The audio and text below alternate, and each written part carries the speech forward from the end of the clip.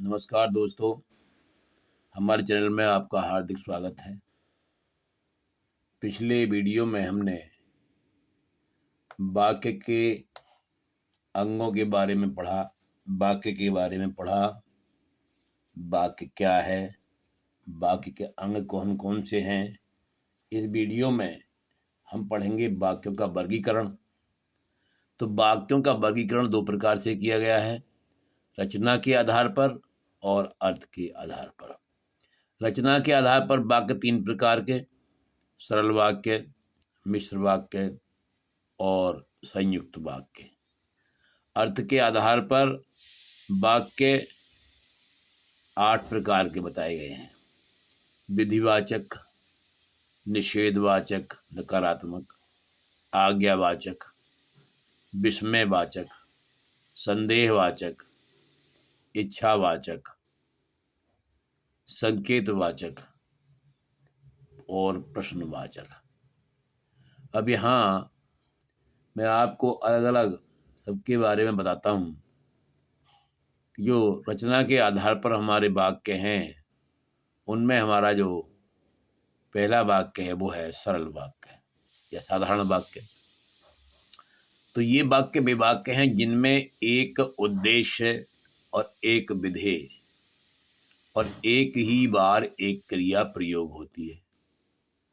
कैसे?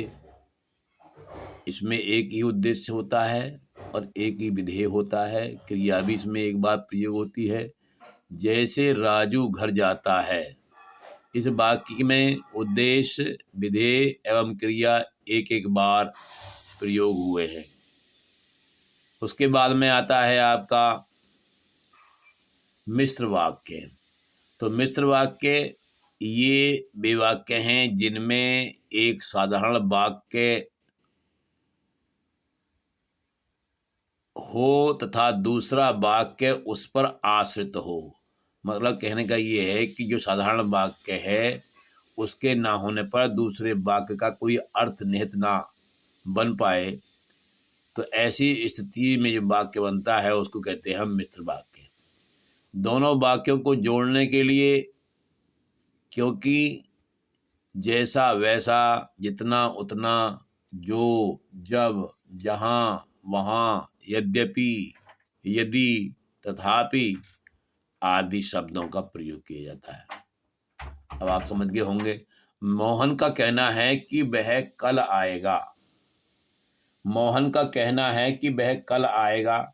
अब अगर इतना ही छोड़ दिया जाए कि वह कल आएगा तो बात पूरी नहीं होती है। कौन कल आएगा, कहाँ से आएगा?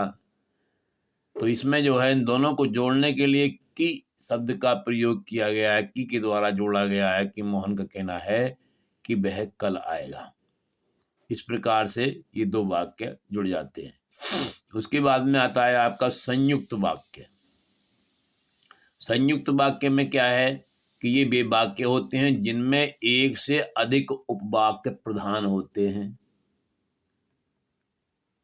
और कहना चाहिए कि वे साधारण वाक्य हों या मिश्र वाक्य, उनको जोड़ने के लिए अव्ययी शब्दों कौन कौन से, और, एवं, तथा, या, अथवा, इसलिए, अतः, किंतु, परंतु, लेकिन आदि शब्दों का प्रयोग करते हैं।